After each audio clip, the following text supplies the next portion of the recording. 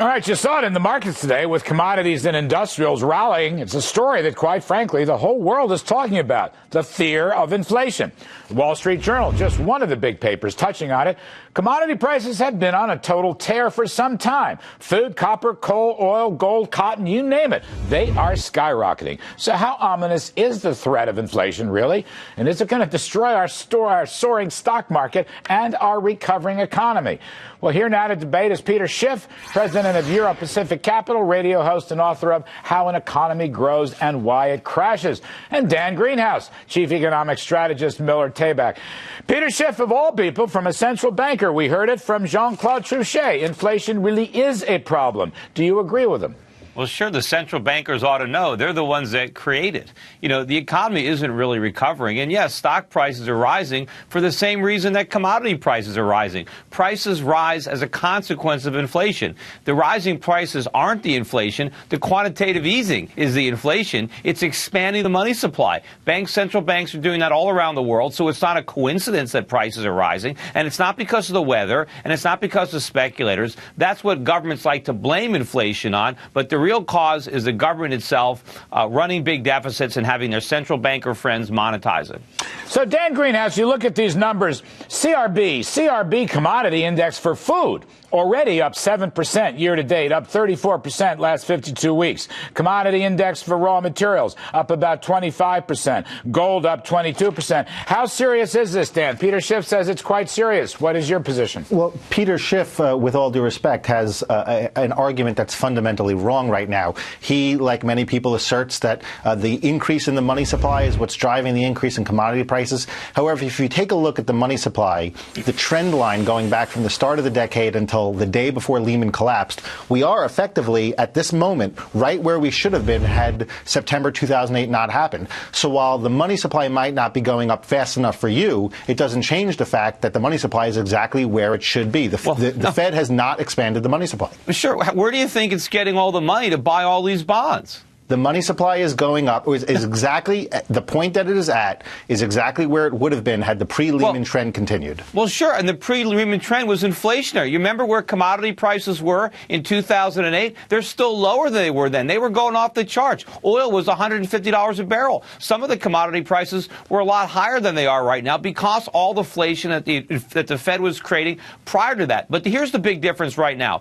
We've been exporting our inflation all around the world, particularly to countries like China. They are choking on it right now. Prices are rising rapidly. They have had enough. And what they have to do rising rapidly. In China, sure they are. Take a look. And also in Latin America. And what the Chinese are going to realize is that they have to stop importing our inflation. They're going to let their currency rise sharply. That will bring prices down in China, and that will send them soaring here in the United States. Their currency should rise, Peter. Yes. Their currency should rise. And when their currency rises, our currency is falling. So prices are falling for the Chinese, and they're going to be rising for us. And when the Chinese stop buying our paper, they also stop buying our treasuries. So interest rates rise, commodity prices, consumer prices rise. And then the Fed's going to be in a real box because it's going to have to get very aggressive on interest rates when the recession is worsening. You know, Dan Greenhouse, let me just insert one point. A lot of people, myself included, believe that gold and commodities are themselves indicators, in fact, leading indicators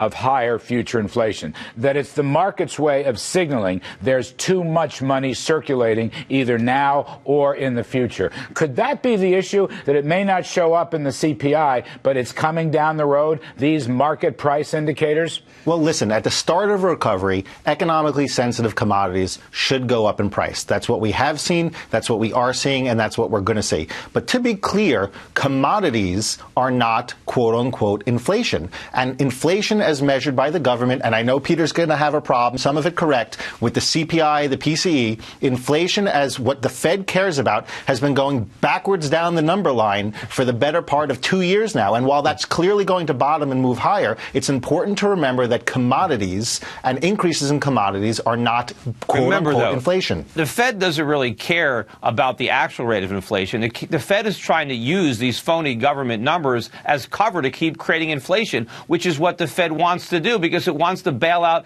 the politicians in Washington who want to keep on deficit spending. Well, if we had any central banker with integrity, he would be raising interest rates and forcing the government to cut spending, because we're never going to have a recovery. What we're doing now is we're spending more borrowed money. And as we're spending ourselves deeper into debt, we're pretending the economy is growing. It's not. We can't really grow the economy until we shrink the government. Peter, nowhere in the Fed's mandate is it required to facilitate or prevent government spending. I agree with you that there's a problem on the fiscal side of things, but it's not the Fed's job to get in the way of that. Well, no, yes, it is. I mean, the reason we have an independent central bank instead of the Federal Reserve being an arm of the Treasury is so the politicians can't have their debt monetized. They're supposed to take the punch bowl away. They should be tightening. They shouldn't be worrying about the fiscal about the consequences. Peter, let me ask you. It's interesting. Wait, let me just quickly add one more quick thing, Larry. We quote unquote tightened in the summer and the fall of 2008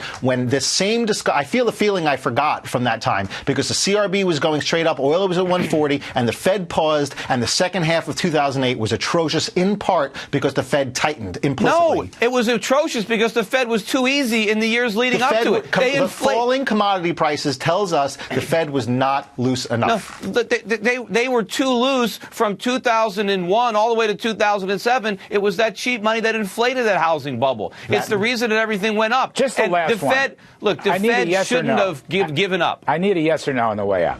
Inflation is creeping up in Europe. Inflation is definitely rising in Asia and Latin America. Yes or no, Dan Greenhouse, in the next 12 months, will inflation rise in the USA?